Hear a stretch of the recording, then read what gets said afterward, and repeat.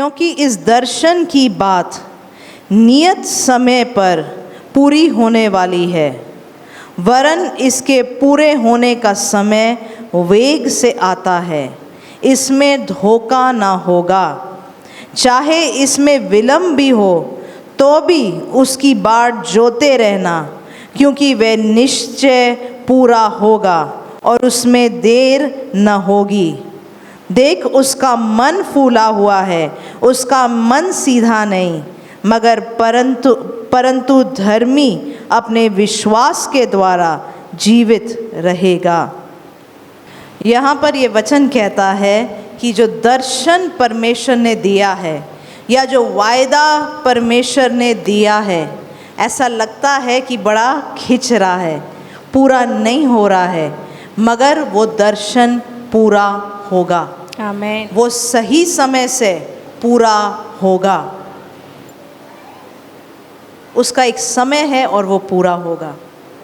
इसका अगला भाग जो कहता है, धर्मी अपने विश्वास के द्वारा जीवित रहेगा। जब तक जो परमेश्वर ने हमें वायदा दिया है वो पूरा नहीं होता, हम अपने विश्वास के द्वारा चलते रहते हैं, परमेश्वर के साथ परमेश्वर को धन्यवाद बोलते हैं। हम कुड़कुड़ाते नहीं, हम परमेश्वर पे गुस्सा नहीं होते, अपने आसपास के परिवार वालों पे, लोगों पे अपना गुस्सा नहीं दिखाते, अपने डिसअपॉइंटमेंट को नहीं दिखाते, क्योंकि हमें पता है कि जो हमारी आशीषें हैं वो सही समय से आ जाएंगी। हमारी बिग टेस्टमनी कब बनती है? जब जो चीज़ हमने मांगा या जिस चीज़ के लिए प्रार्थना करी वो पूरा होता है। हम बोलते हैं मैं ये इतने सालों से ये चीज़ के लिए प्रार्थना कर रहा था, मैं इस बात के लिए प्रेयर कर रहा था, परमेश्वर ने मेरे लिए कर दिया, और हम सब ताली बजाते हैं। मगर आपको पता है वचन में क्या लिखा है? जो धर्मी है वो अपने विश्वास से जिंदा रहेगा। अब्राहम को परमेश्वर ने बोला मैं तुझे बेटा दूंगा, और उसको मिला कब? जब वो जाकर 100 साल का हुआ। क्या आपको लगता है परमेश्वर ने तब ताली मारी होगी जब परमेश्वर ने उसको इसहाक दिया, या परमेश्वर तब ताली मार रहा होगा जब वो बैठकर परमेश्वर का इंतज़ार कर रहा था? आशीष पाना तो परमेश्वर देता है, उसमें हमने क्या किया? मगर हमारा काम क्या है? हमें विश्वासी बोला जाता है कि जब तक वो आशीष नहीं मिलती हम खड़े होके वेट करते रहते हैं, इंतज़ार करते रहते हैं। दाऊद को भी बोला कि मैं तुझे राजा बनाऊंगा, और उसको कम से कम 20 साल लग गए, उसको ये वायदा मिला, उसके बाद वो भगोड़ा बन गया और फिर वो राजा बना। अब्राहम को हमारे विश्वास का पिता बोला जाता है। क्या इसलिए बोला जाता है कि परमेश्वर ने उसको बेटा दिया? बताओ। दिया परमेश्वर ने है।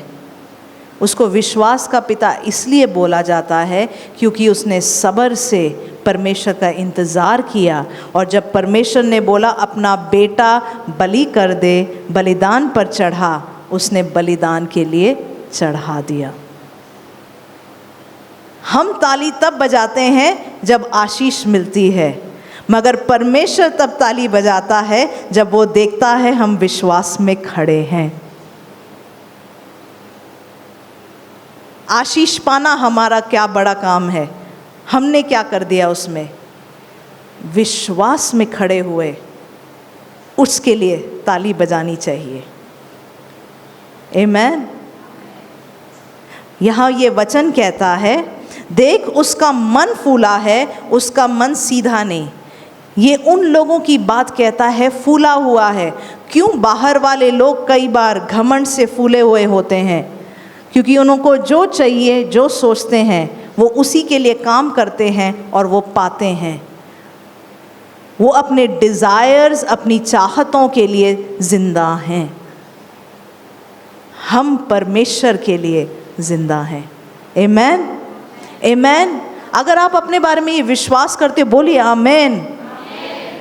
अगर आज तक आपने जो मांगा है आपको अभी तक नहीं मिला है, आप उसकी इंतज़ार में खड़े हैं, तो ये आपके लिए ताली बजाने वाली बात है, क्योंकि आप विश्वासी हो। आमीन। एक बार ताली बजाओ अपने लिए, क्योंकि परमेश्वर के लिए आपका ये विश्वास ही मूल्यवान है। तो अपने आप को छोटा ना देखिए अगर आपने जो मांगा आपको अभी तक नहीं मिला, क्योंकि परमेश्वर के सामने आपके नंबर बहुत बढ़ रहे हैं। और हमने अपनी आशीषें, ये एक संडे स्कूल में गीत सिखाते हैं, अब क्या था वो, धन इकट्ठा ना करो, क्या है, अपने लिए धरती पे तुम धन इकट्ठा ना करो जहाँ कीड़े खा जाएंगे, मगर क्या करना है,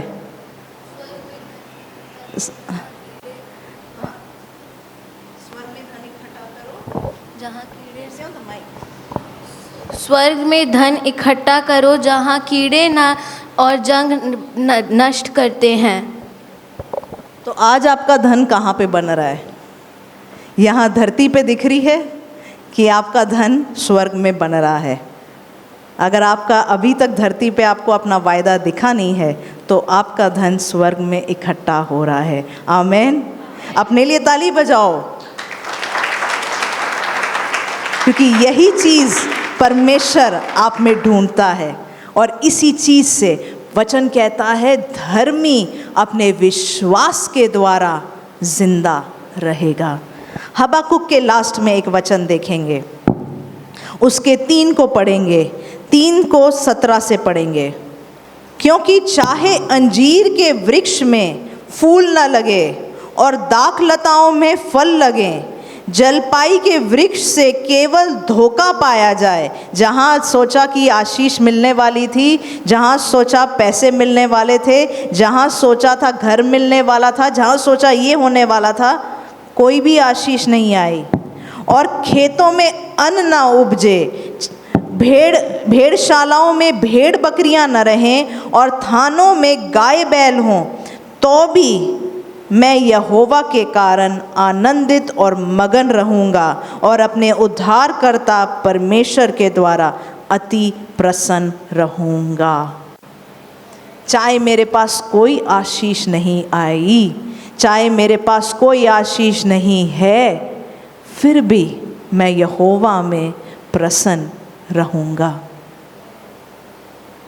एक बार सुमित ये बड़ा अच्छा वचन बांट रही थी, कुछ लोग बस दुखी हैं तो दुखी हैं। आज हम ये सोच लें, चाहे मेरे पास कोई आशीष नहीं आई, मैं फिर भी खुश हूँ, क्योंकि परमेश्वर के सामने मेरा जो विश्वास है वो बहुत ही मूल्यवान है। आमीन, आमीन।